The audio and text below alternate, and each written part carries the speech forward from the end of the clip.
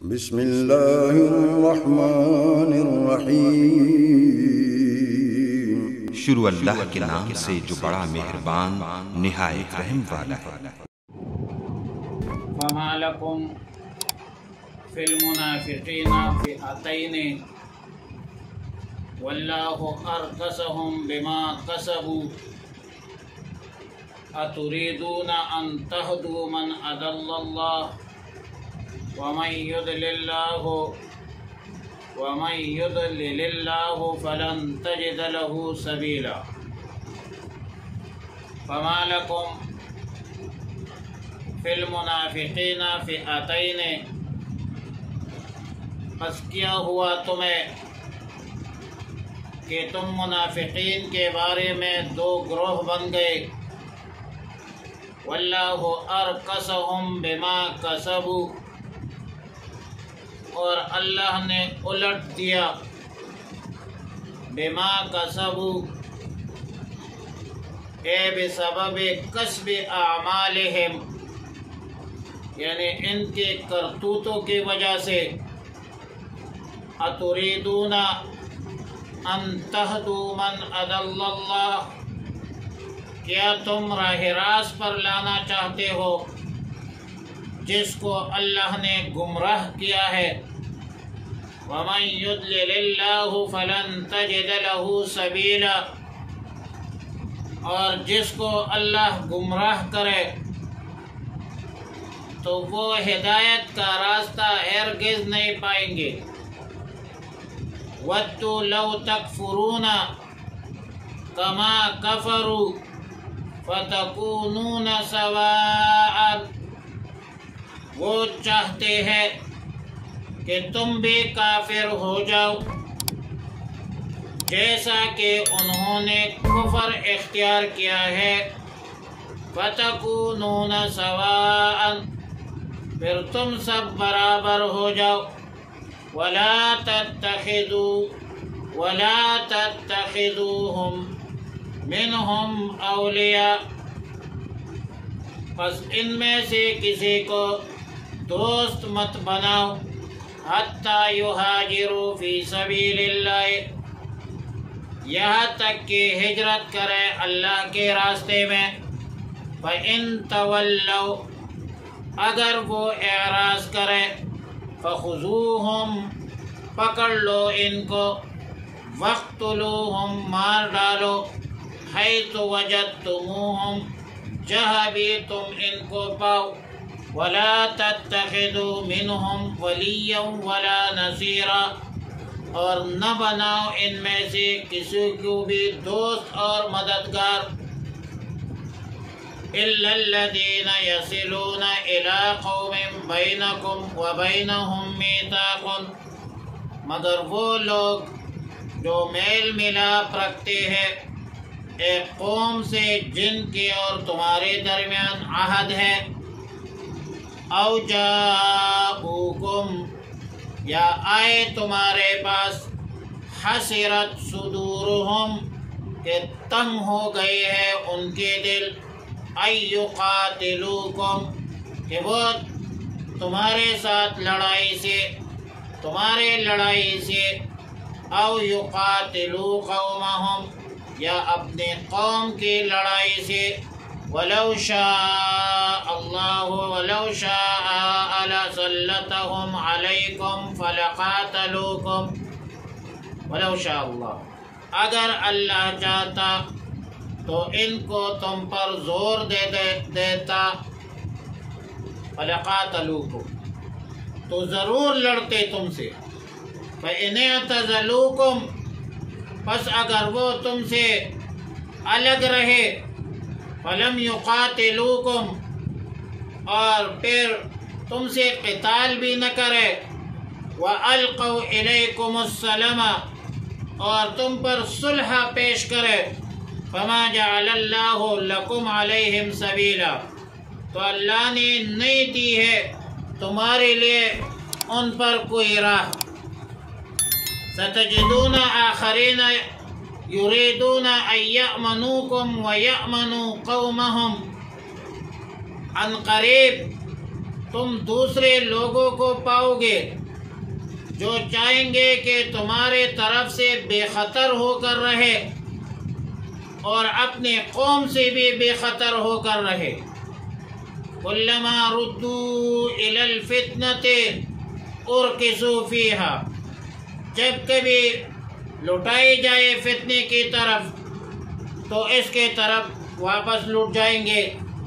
فإن لم يعتزلوکم، پس اگر وہ تم سے یکسو نہ رہے، وَيُلْقُوا إِلَيْكُمُ السَّلَمَ، اور نہ پیش کرے تم پر کوئی صلح، وَيَكُفُّوا أَيْدِيَهُمْ، اور اپنے ہاتھ بھی نہ روکے، فَخُذُوهُمْ وَاقْتُلُوهُمْ حَيْثُ ثَقِفْتُمُوهُمْ، تو ان کو پکڑ لو، مار ڈالو جہاں بھی پاؤ. اولئکم جعلنا لکم علیہم سلطانا مبینا، یہ وہ لوگ ہیں جن پر ہم نے تمہارے لیے ایسے حجت دی ہے جو واضح ہے. مذکورہ 4 آیتوں میں 3 مختلف گروہ کا بیان ہے جن کے متعلق 2 حکم ہے. آیت نمبر 88-89 میں پہلے گروہ کا بیان ہے، آیت نمبر 90 میں دوسرے گروہ کا بیان ہے، اور آیت نمبر 91 میں تیسرے گروہ کا بیان ہے. اور اس حوالے سے پہلے روایت عبد بن حمید رحمہ اللہ تعالی حضرت مجاہد سے نقل کرتے ہیں کہ بعض مشرکین مکہ مکرمہ سے مدینہ منورہ آئے، اپنے آپ کو مسلمان ظاہر کیا، مہاجر بن کر آئے تھے، پھر مرتد ہو گئے، اسباب تجارت کا بہانہ بنا کر واپس مکہ مکرمہ چلے گئے اور پھر واپس نہیں آئے. ان کے بارے میں مسلمانوں کے درمیان رائے مختلف ہو گئی. قرآن نے کہا فَمَا لَكُمْ فِي الْمُنَافِقِينَ فِئَتَيْنِ، بعض مسلمانوں نے کہا کہ یہ کافر ہے اور بعض مسلمانوں نے کہا کہ مومن ہے. تو آیات کریمہ نازل ہوئی کہ فَمَا لَكُمْ فِي الْمُنَافِقِينَ فِئَتَيْنِ، اللہ تعالی نے فرمایا کہ یہ کافر ہے اور مرتد ہونے کی وجہ سے موجب قتل، لیکن قرآن نے ان کو منافق کہا. حضرت مولانا اشرف علی تھانوی رحمہ اللہ الباری بیان القرآن میں لکھتے ہیں کہ ان کو منافق بایمانہ کہا کہ جب اسلام کا دعویٰ کیا تھا یہ تب سے یہ لوگ منافق تھے، دل سے ایمان نہیں لایا تھا. اور منافقین اگرچہ قتل نہیں کی جاتی لیکن یہ لوگ اپنا کفر چھپاتے چھپاتے مرتد ہو گئے تھے، جن کا ارتداد بھی ظاہر ہو گیا تھا، قولاً بھی فعلاً بھی عملاً بھی. اور جنہوں نے کہا کہ مسلمان ہے حسن ظن کے اساس اور بنیاد پر یہ کہا، اور ظاہر ایک قسم رائے تھی ان کی جس کی تائید دلیل شرع سے نہیں ہو سکی. قرآن نے ان جو حسن ظن والے لوگ تھے صرف ان کے رائے کو اعتبار نہیں دیا. اور دوسری روایت ابن ابی شیبہ نے حضرت حسن سے روایت نقل کی ہے کہ سراقہ ابن مالک مدلجی جو واقع بدر اور احد کے بعد رسول اللہ مبارک صلی اللہ علیہ وسلم کی خدمت اقدس میں حاضر ہوئے اور درخواست کی کہ ہماری قوم بنی مدلج سے صلح کر لیجیے. رسول اللہ مبارک صلی اللہ علیہ وسلم نے حضرت خالد رضی اللہ تعالیٰ عنہ کو تکمیل صلح کے لیے بھیج دیا. اور مضمون صلح یہ تھی کہ ہم رسول اللہ مبارک صلی اللہ علیہ وسلم کے خلاف کسی کی مدد نہیں کریں گے، اور قریش مسلمان ہو جائے تو ہم بھی مسلمان ہو جائیں گے، اور جو قومیں ہم میں متحد ہوگی وہ قومیں بھی اس معاہدے میں ہمارے ساتھ شریک ہوں گے۔ یہ معاہدہ نامہ تھا، صلح نامہ یہ تھا۔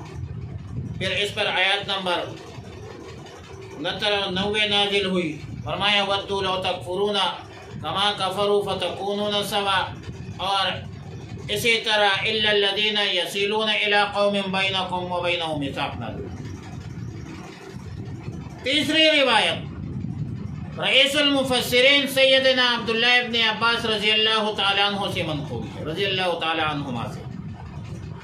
اس حوالے سے آیت نمبر 91 نازل ہوئی ہے، ستجدون آخرین، اور اس میں آخرین جو دو قبیلوں کا ذکر ہے، ایک قبیلہ اسد ہے اور دوسرا قبیلہ غطفان ہے۔ یہ لوگ مدینہ منورہ آئے اور ظاہراً اسلام کا دعویٰ کرتے تھے، لیکن اپنے قوم سے کہتے تھے کہ ہم نے تو بندر اور بچوں پر ایمان لائے ہیں، جبکہ مسلمانوں کو کہتے تھے کہ ہم تمہارے دین پر ہے، مسلمان ہے۔ اور ضحاک رحمہ اللہ تعالی نے حضرت عبداللہ ابن عباس رضی اللہ تعالیٰ عنہما سے نقل کی، وہ بھی یہی جو حالت ہے یہ بنی عبدالدار کی بھی نقل کی ہے، پہلی اور دوسری روایت روح المعانی میں علامہ علوسی نے، اور تیسری روایت امام بغوی نے معالم التنزیل میں نقل کیا۔ حضرت مولانا اشرف علی تانوی سے رحمۃ اللہ علیہ فرماتے ہیں کہ اس تیسری روایت والوں کی حالت مثل پہلے روایت والوں کی ہوئی کہ دلیل سے ان کا پہلے ہی مسلمان نہ ہونا ثابت ہو گیا تھا شرعی دلیل شرعی سے، اس کے لیے اس کا حکم بھی عام کفار کی طرح ہے، یعنی مصالحت کی حالت میں ان سے قتال نہ کیا جائے، اور مصالحت ہونے کی صورت میں، مصالحت نہ ہونے کی صورت میں، مطلب صلح کی حالت میں قتال ممنوع ہوگی، اور اگر صلح کیا ہے تو صلح کیا ہے قتال ممنوع ہوگی، اور اگر صلح نہیں کیا ہے تو پھر قتال جائز ہوگی۔ لہذا پہلے روایت والوں کے باب میں دوسرے آیت کہ فَإِن تَوَلَّوْا فَخُذُوهُمْ وَاقْتُلُوهُمْ، اس میں گرفتار کرنے کا حکم ہے، قتل کرنے کا حکم ہے۔ اور تیسری روایت إِلَّا الَّذِينَ يَصِلُونَ سے مصالحت میں ان کا استثناء جو ہے وہ موجود ہے، جن کی مصالحت کا دوسری روایت ہے، اور تاکید استثناء کے لیے پھر فَإِنِ اعْتَزَلُوكُمْ کی تصریح اللہ تعالیٰ نے کہا۔ اور تیسری روایت کے باب میں، تیسری روایت والوں کے باب میں چوتھی آیت ستجدون آخرین میں اللہ تعالیٰ نے بیان فرمایا کہ اگر یہ لوگ تم سے کنارہ کش نہیں ہوتے بلکہ مقاتلہ کرتے ہیں تو تم ان سے جہاد کرو۔ اور اس سے یہ بھی معلوم ہوا کہ اگر وہ صلح کرے تو ان سے قتال نہ کیا جائے، قضا فی بیان القرآن۔ خلاصہ کلام کیا ہوا؟ خلاصہ کلام یہ ہوا کہ یہاں پر 3 گروہ کا تذکرہ ہوا۔ پہلا گروہ وہ ہے جو ہجرت پر قدرت اور طاقت کے باوجود ہجرت نہ کر سکے، جو کہ شرط اسلام میں سے تھا، یا ہجرت کرنے کے بعد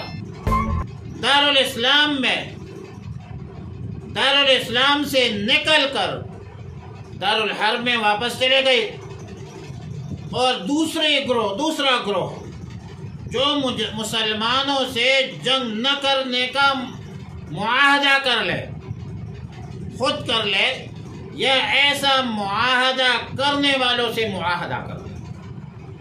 تیسرا گروہ وہ ہے جو دفع الوقت کے غرض سے صلح کر لے، اور جب مسلمانوں کے خلاف جنگ کی دعوت دی جائے تو اس میں شریک ہو جائے اور اپنے عہد پر قائم نہ رہے۔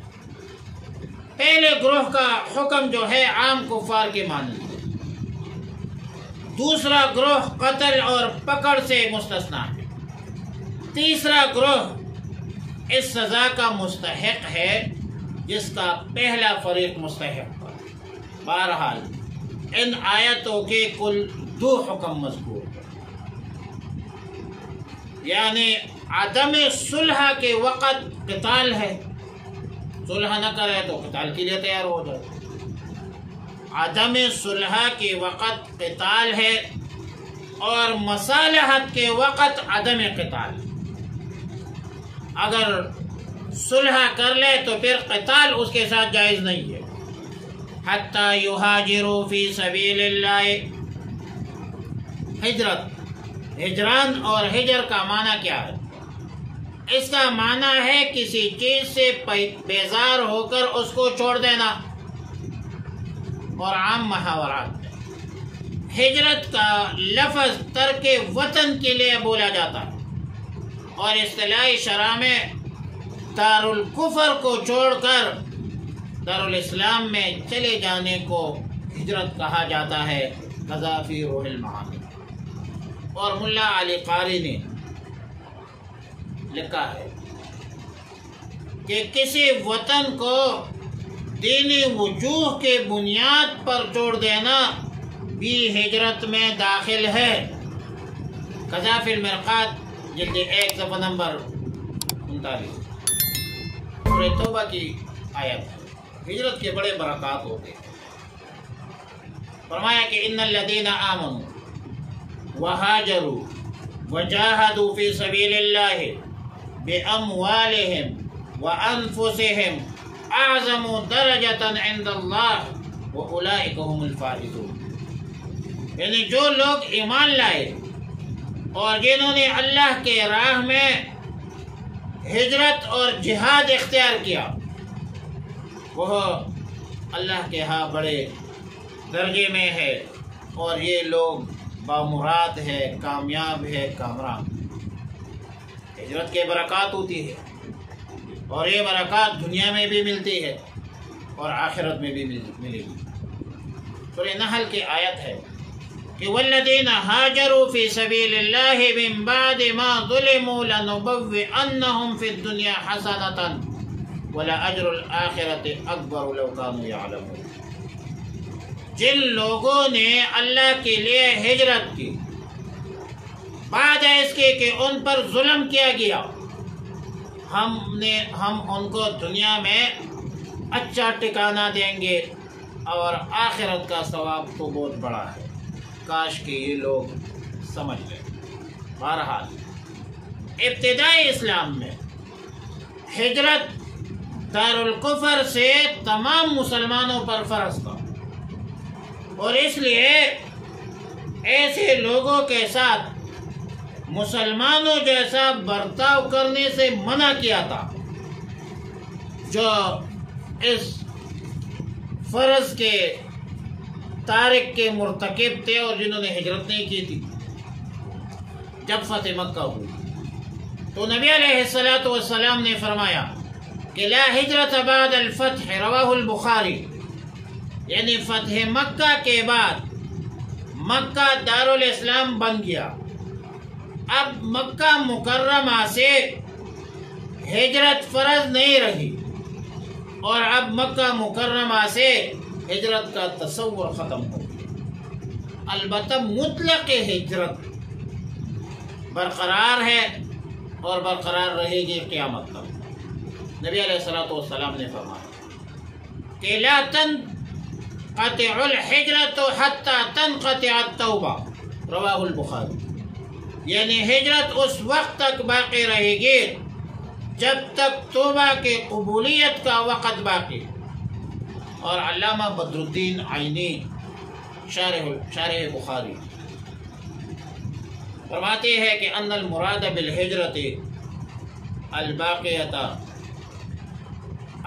الباقیہ ہی ہجر السیئات، یعنی اس ہجرت سے مراد گناہوں کا ترک کرنا ہے، اور گناہوں کا ترک کرنا یہ بھی بہت بڑی ہجرت ہے۔ جس طرح کے روایت میں ہے، رسول اللہ مبارک صلی اللہ علیہ وسلم نے فرمایا المہاجر من حجر ما نہی اللہ عنہ، مہاجر وہ ہے جو ان تمام چیزوں سے پرہیز کرے جن کو اللہ نے حرام کیا۔ خلاصہ کلام یہ ہو کہ اصطلاح میں ہجرت کا اطلاق دو معانی پر ہوتا ہے۔ نمبر ایک، دین کے لیے ترک وطن کرنا، وطن کو چھوڑنا، جیسا کہ اصحاب رسول صلی اللہ علیہ وسلم نے اپنا وطن مکہ مکرمہ چھوڑا تھا، مدینہ منورہ تشریف لے گئے تھے، حبشہ تشریف لے گئے تھے۔ نمبر دو، گناہوں کو چھوڑنا، اور بالکل آخر میں فرمایا کہ وَلَا تَتَّخِذُوا مِنْهُمْ وَلِيًّا وَلَا نَصِيرًا۔ اس آیت سے معلوم ہوتا ہے کہ کفار سے نصرت لینا یہ ٹھیک جائز نہیں، یہ حرام ہے۔ چنانچہ ایک روایت میں ہے کہ کفار کے خلاف انصار نے جب یہود سے مدد طلب کی اور مدد کی اجازت رسول اللہ مبارک صلی اللہ علیہ وسلم سے لینا چاہیے، تو نبی علیہ الصلوۃ والسلام نے بڑا پیارا جملہ فرمایا کہ الخبیث لا حاجۃ لنا بہم، یہ خبیث قوم ہے یہود، ان کے ہمیں کوئی حاجت نہیں ہے۔ قذافی تفسیر المظہری اور قذافی معارف القرآن، حضرت مولانا مفتی محمد شفیع صاحب نور اللہ مرقدہ، اللہ تعالیٰ ان کے قبر کو منور اور معطر فرما دے۔ زیادہ تر ہم ان سے بھی استفادہ کر لیتے ہیں۔